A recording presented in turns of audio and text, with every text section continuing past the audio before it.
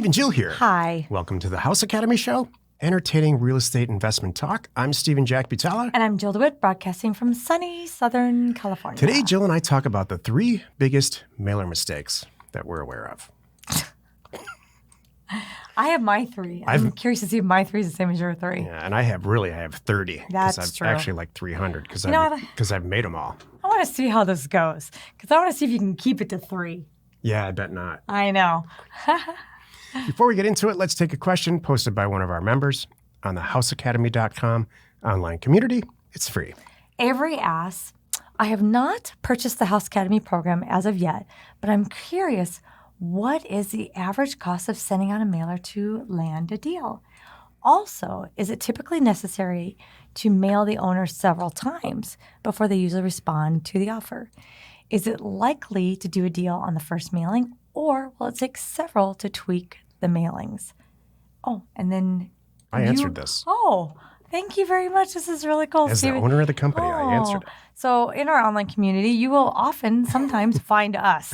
So like in this example, Steven himself went in there and answered the question. So super cool. Steven's answer is, thanks very much.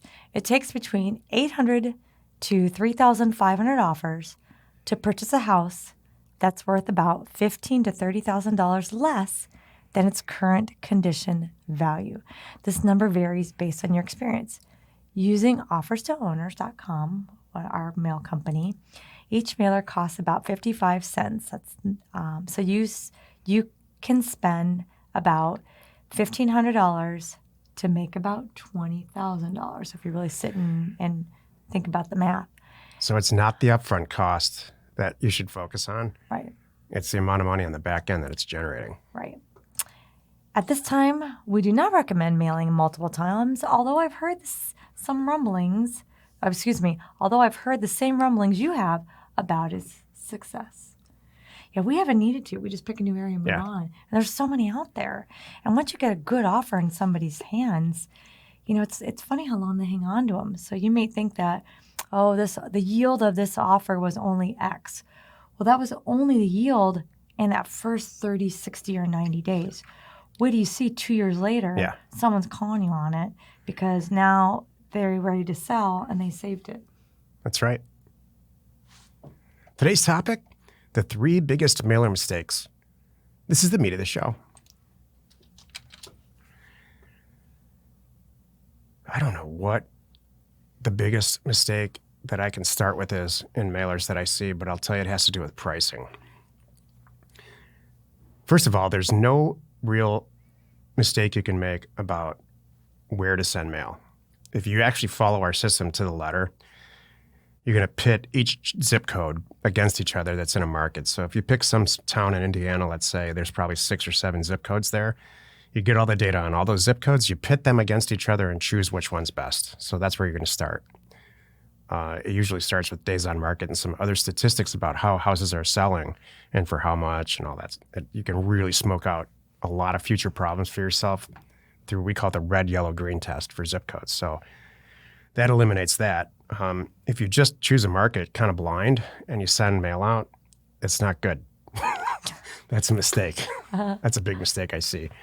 If you send offers out if you send mail out, let's say, without an offer price in it and a well thought out offer price, you're not going to achieve the results that you want. And that's the biggest mistake I see is people sending out not an offer. They send out a notice. They send out a letter of interest. Say, I'd like to buy your house. Give me a call.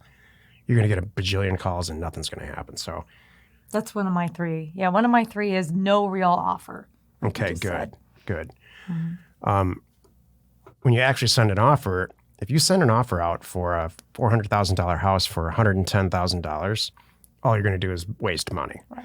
So pricing related issues are number 2 for me. Okay. Number 3 would be lack of follow through, not sending one out at all, and then wondering why it's not working. Do you want to know what my 3 are? Yeah, for sure. Okay, so my 3 are, I told you number 1 is no real offer.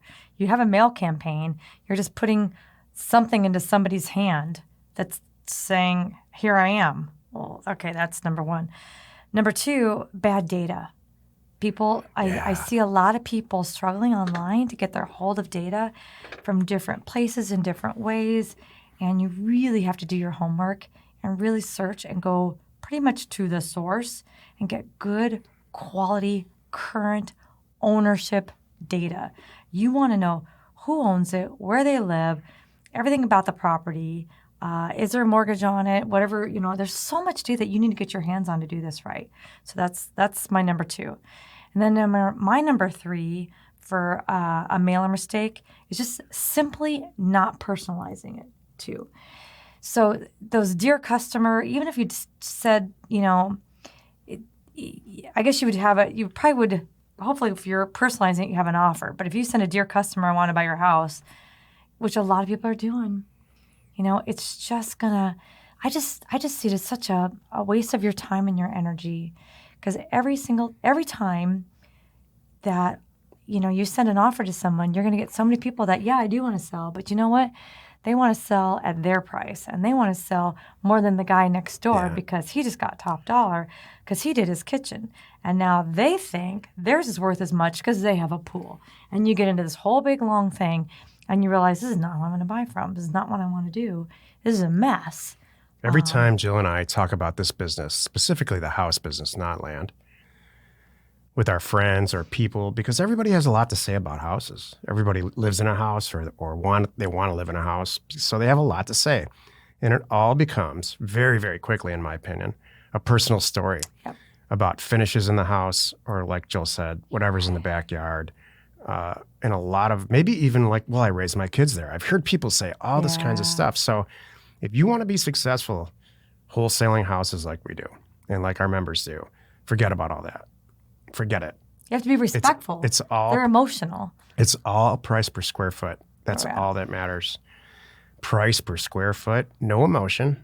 Right. I'm buying it for $20,000 to $40,000. Let's say $10,000 to $40,000 less in its current condition. Right. Then you can resell it to a rehabber. They're going to take all that stuff out anyway. So do yourself a massive favor and cut those conversations off very, very, very quickly. Right. And don't, I like what you said. Don't let it influence your decision, because it shouldn't. Just because they say, "Do you know about the school district?" You shouldn't go, "Oh, I didn't account for the school district." No, there's no financial accounting for a school district or for wallpaper. The churches. There's a huge financial part of this. If you're looking at a 4,000 square foot house versus a 3,200 square foot house, right? If somebody says, I did an add-on for my now deceased father-in-law, and we pulled the permits and it's beautiful, you should see it. All right, well, your head should perk up and say, well, that now it's price per square foot. Yeah. Or, my lots, I have a three wide lot. Jill and I just did a deal like that. Right. It had a quadruple wide lot, and we killed it. We still wholesaled it. We just did great on that deal. Yeah. That was big. It's all square footage. We know your time's valuable. Thanks for spending some of it with us today. Join us next time for the episode called Member Andrew Peacock Shares House Academy Success Stories. And we answer your questions. Post on our online community, houseacademy.com. It is free. You are not alone in your real estate ambition. It's interesting. Houses are so interesting. I've said it before, but it's probably worth saying again. Yeah. It's so easy to hit singles over and over and over again with houses. But for whatever reason, there's this propensity for people to really complicate how they do this. I know. I think people want to maximize profit. No, they don't. You don't think so? No, that's where I think the problem is, because we have some members who want to maximize profit. Like Andrew Peacock's a great example tomorrow. I have to say, if you want to watch, he's got it all figured out. I mean, one of the most successful members, the House Academy members that I've ever talked to is tomorrow, this interview that we do. And he says flat out, right in the middle of the whole interview, it's not just price per square foot. You know that when you sit down at a seller's kitchen table, you just let them go. But you're already there because the price per square foot works. Right. But you do not think that some people are accidentally trying to maximize profit and that's holding them back? Because that's what I see. the HGTV renovators are, and that's fine. what They I'm should. saying. They should, not wholesalers. That's what I'm saying. Okay, we're saying the same thing. My point is, I think that's the purpose of the show and why we're here. Not a lot of people are helping those people think the way we do. If you are trying to maximize profit and hit a home run, every time you do it, I mean, that's hard to do. If you're lucky, you're doing one a quarter. But you know what? Imagine this. How about once a week you hit a single? Once a week. Let's do the numbers right now. Once a week. You're going to get ahead. Once a week you hit a single, you make $40,000. Done. Add that up. $40,000 times 52 weeks, I'm going to make a nice living. That's millions of dollars. I know. So. But if you try to do once a quarter, make $100,000, that's ridiculous. You're not going to get there as fast. That's my point. In a sentence, here's the issue that I see. And I'm not complaining but if you're this person, just think about this for a second. If you have any emotion about this house that you're buying or selling, or what it could be, you're not going to be a good wholesaler. True. You just have to leave it out. It's all spreadsheet numbers, math, price per square foot, and that's it. Right. Which I love. I know. But the vast majority of the questions that we're getting about pricing and stuff, House Academy is reasonably brand new to us. Less than a year old. Land Academy is like 4 years old. Yeah. Yep. So we're getting this influx of questions and interest and then it's new for me. I know. It's like, good. It's fun. It's a whole new group I love the newness of it. Me but too. There's one of the things I couldn't predict is how, how emotionally driven these questions are. Well, it's what you nailed it. Yep. Well, it's got a pool. Yeah, don't care. We'll help you. Don't worry. Wherever you are watching or wherever you are listening, please subscribe and rate us there.